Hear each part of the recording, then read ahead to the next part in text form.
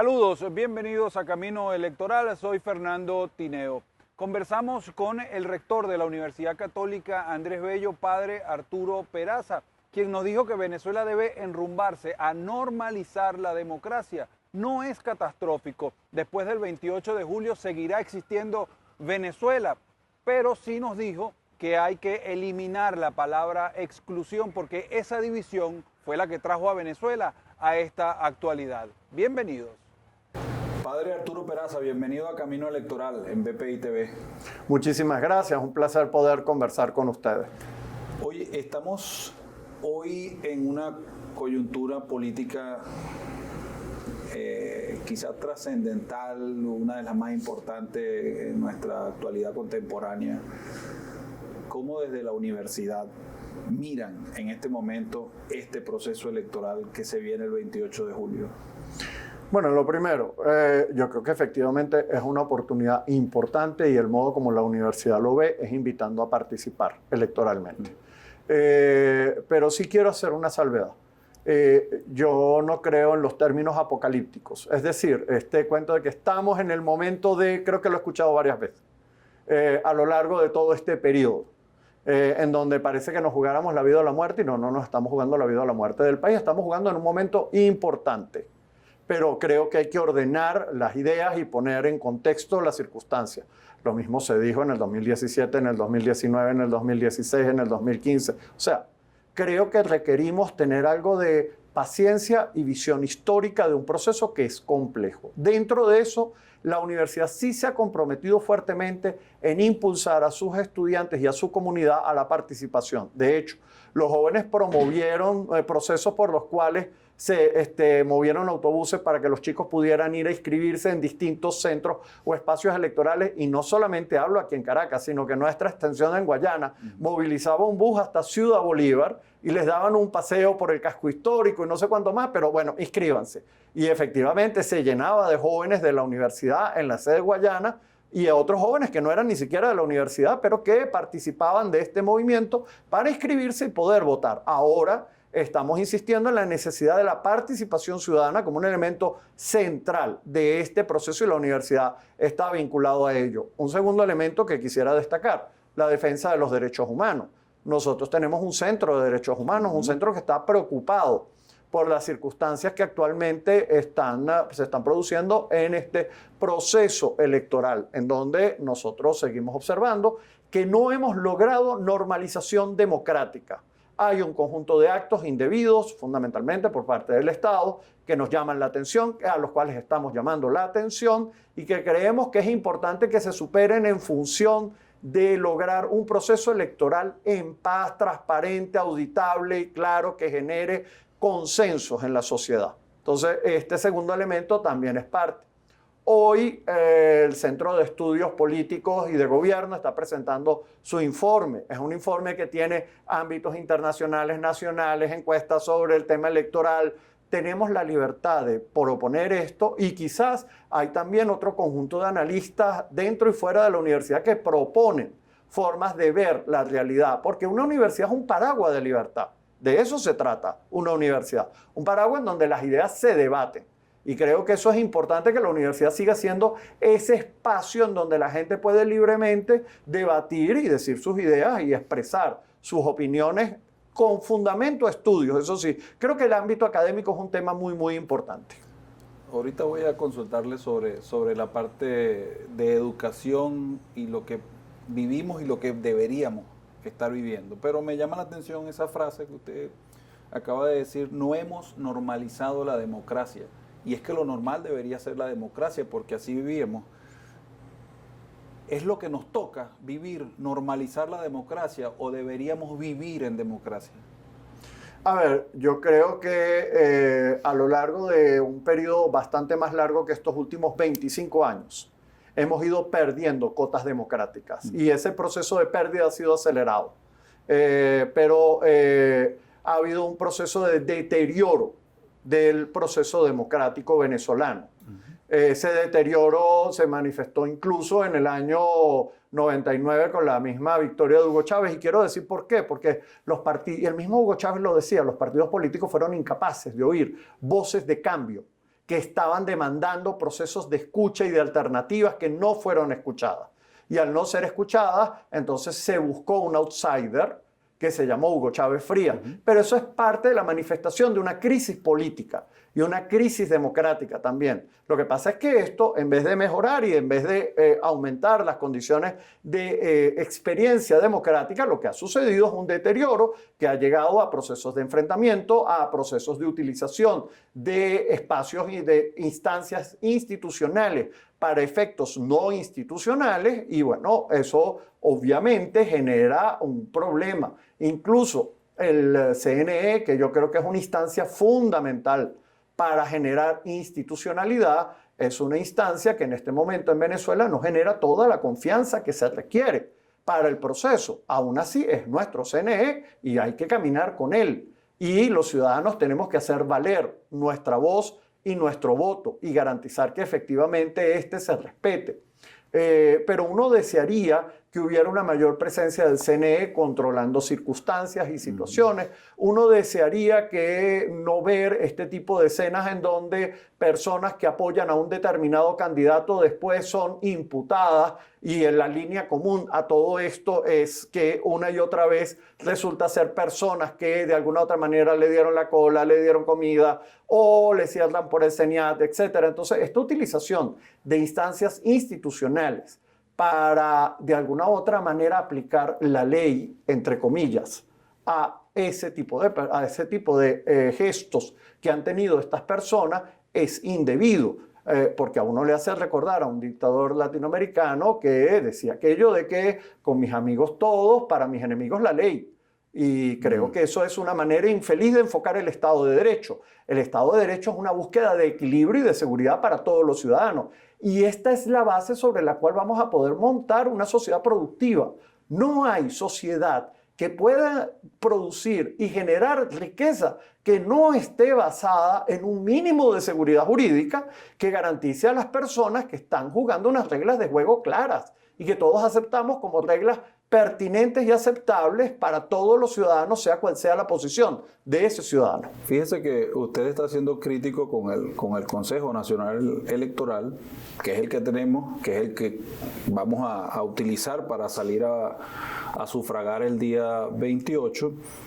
Pero no vemos ahorita, como en el pasado, campañas del Consejo Nacional Electoral invitando a votar a la gente, ¿no? Eso no lo vemos en los medios de comunicación del Estado ni privados.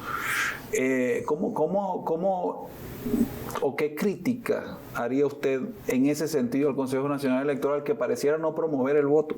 Sí, bueno, mi primera crítica es que yo creo que el haber adelantado tanto las elecciones sin haber actualizado suficientemente el registro electoral es una crítica que yo tengo al Consejo Nacional Electoral. Hay un conjunto de jóvenes que no pudieron inscribirse, es una masa más o menos importante, y era importante que los jóvenes pudieran participar. Debiste abrir mucho más centros, debiste haber utilizado las universidades como espacio en donde los jóvenes pudieran encontrar un lugar cercano y asequible en donde pudieran inscribirse en el registro electoral. Yo sí creo que tuvo que haber habido una campaña que promoviera la inscripción de ciudadanos, después el registro a nivel de los venezolanos que están afuera, que cualquiera sea el número, es un número muy importante. Es parte de esa campaña institucional que debió haber habido. Por eso uno habla de normalización democrática, porque no es que importa quién, digamos, el árbitro no se inclina por un ganador, el árbitro es árbitro, claro. De eso se trata. Entonces, este elemento primero es uno de los elementos que uno tendría que hacer observación sobre ese proceso. Una segunda observación, la invitación y participación de observadores internacionales dentro del proceso. Yo lamenté muchísimo lo que ocurrió con los invitados de la Comunidad Europea, porque creo que era importante que estuvieran acá. Yo creo que se pudo haber invitado a otras instancias de observación, porque eso genera confianza. Y además que las instancias de observación nacional fueran amplias son importantes. Esa restricción que se generó sobre los testigos me parece que no es pertinente y no ayuda a generar confianza. De todos modos, bueno, yo entiendo que los partidos están salvando la situación, pero lo coherente sería que los testigos puedan estar libres y actuantes y fueran múltiples además, porque usted lo que está tratando de generar es confianza en el sistema.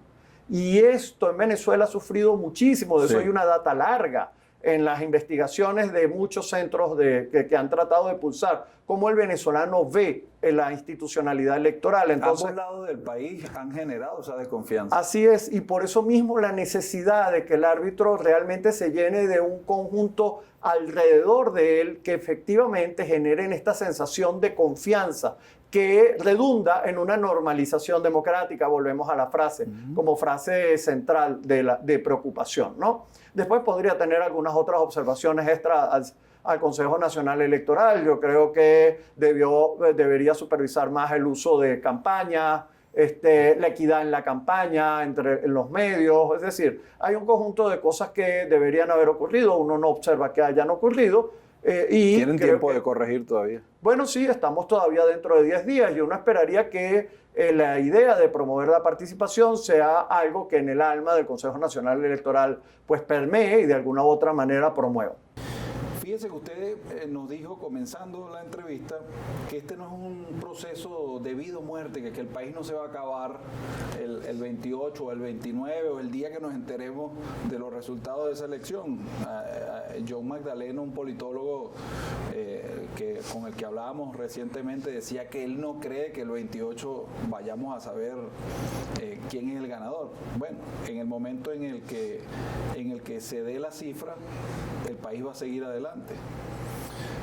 Sin embargo, yo le pregunto, no es de vida o muerte, pero quizás sea el momento de seguir el país por el camino de la fuerza o por el camino democrático. ¿No lo ve así usted? Depende de cómo se dicten y las garantías y confianza que pueda generar el Consejo Nacional Electoral cuando está dando unas cifras. Por eso es que he insistido en este tema previo de, bueno, cómo el Consejo Nacional Electoral está invitado a rodearse de un conjunto de factores y de contactos con los mismos actores políticos que están en el proceso o en la contienda, de forma tal de generar unas garantías necesarias que puedan hacer que esos resultados traigan más bien una sensación de confianza, tranquilidad y paz, sea cual sea el resultado. Porque además, lo que sigue después de esos resultados necesariamente, sea quien sea el ganador, es negociación. Porque si no, sí vendría o el otro escenario que tú dijeras, y no importa quién sería el ganador, es un acto de fuerza. Y eso es indeseable. O sea, Venezuela ya tenemos suficientes datos de por dónde nos ha jalado el camino de la violencia, del enfrentamiento, de la partición, nos ha empobrecido, nos ha vuelto miserables en una sociedad que tiene todas las oportunidades del mundo de enriquecerse, de vivir bien, de vivir con suficiencia. Nos hemos vuelto pobres por aquello de lo que decía Jesús: un reino dividido no se sostiene. Eso es una frase que el mismo Jesús decía 2000 años atrás. Y vuelvo a repetir, ¿qué es lo que no logramos sostener? Un país dividido, enfrentado y confrontado se vuelve miserable y quien paga más son los pobres. ¿Y qué tono debería tener una negociación entre las partes? Bueno, primero hay que llegar a acuerdos base que yo creo que están en México y están en Barbados. Y que nosotros necesitamos retomar, pero después hay un modo de negociar. No es que yo decreto la negociación, eso no se decreta, eso se conviene. Eso es un camino largo, no se llegó a México de gratis, no se llegó a Barbados de gratis, fue un proceso complejo de reuniones, de encuentros, de acordar el modo con el cual yo voy a estar allí. Uno no se sienta en una mesa de cualquier manera, ningún actor confrontado se sienta porque el otro simplemente lo convoca y le dice ven para acá y estas son las condiciones. O sea, no es la manera de convocar un diálogo, entonces esto requerirá también un proceso en el cual yo he invitado a los políticos, y por eso decía en un tuit que no veía a los políticos moviéndose en esta dirección, cuando es un movimiento absolutamente necesario antes del juego, en el juego y después del juego. Por eso terminaba con aquella oración tradicional que tenemos los cristianos católicos con María, hacernos mansos y humildes antes del parto, en el parto y después del parto. Sí, yo leía su tweet con mucha crítica a todo este entorno político, y de allí también recojo la palabra excluyente. ¿A dónde nos ha llevado tantos años de política excluyente? El que está conmigo está bien, entre comillas, porque hay mucha gente que está con ese proceso político y no está nada bien, porque el salario, por ejemplo, de los funcionarios públicos no es, digamos, el acorde. Solo por mencionar el tema salario, que es un tema social importante, ¿a dónde nos ha llevado la exclusión política? Yo creo que nos ha llevado a esta situación de pobreza y miseria en la que está el país. O sea, yo decía, mira, primero ha habido una mala gestión económica, una terrible gestión económica, que puede retratarse, nuevamente insisto, en las crisis anteriores ya de la década de los 80, cuando seguimos reiterando en el modelo rentista petrolero sin capacidad de modificar esa estructura. Lamentablemente, el periodo de Hugo Chávez no solamente no cambió, sino que reificó a la sociedad venezolana en ese modelo, y eso pues al final produjo una fractura muy, muy fuerte, porque el modelo es insostenible. Y además de ello, ese proceso crítico tiene que ver con la creación de procesos de desarrollo en términos de energía que nunca se crearon. Pues al final, además, esta estatización, que ahorita está en un proceso clarísimo de reversión, pues obviamente empobreció las condiciones salariales, las condiciones de oportunidades de procesos de desarrollo económico del país, y bueno, esto nos ha jalado acá. Si a usted además le agrega el condimento de ese enfrentamiento político, termina en unas decisiones de sanciones colectivas y no solamente individuales que afectan a la industria petrolera y afectan a otras industrias importantes del país, pues eso terminó de golpear no necesariamente a la clase política dirigente, sino a los sectores más bien productivos y populares del país. Porque lo que yo vi, hasta donde yo vi, es que, bueno, había sectores vinculados al ámbito del gobierno que se enriquecieron de manera importante, y eso salió como un conjunto de denuncias posteriores, le hace varios presidentes de Petróleos de Venezuela, que, bueno, salieron profundamente enriquecidos, y eso en el contexto en los contextos en donde supuestamente estaba funcionando o sigue funcionando esta situación de medidas que hay hacia el país. Entonces, no creo que eso limite efectivamente ni sea funcional para un proceso de cambio político. Creo que los desarrollos internos de la sociedad civil, los procesos de fortalecimiento de las empresas, el proceso de desarrollo tecnológico y educativo son las herramientas claves para hacer procesos de transición política. Padre, después de esta bisagra que pudiera significar el 28 de julio, con esta elección presidencial, reformar, reconstruir, palabras que seguramente vamos a ver más allá si se logra empezar a revertir y volver a la democracia en Venezuela. A los jóvenes que vienen ingresando a la universidad venezolana, y quizás también a los más pequeños, desde muy pequeños, hay que enseñarles a cuidar la democracia. A la generación de nosotros no nos enseñaron a cuidar la democracia, y por eso estamos donde estamos. Mira, yo creo que nuestra generación era casi como un supuesto, y no entendimos lo que significaba perder la democracia.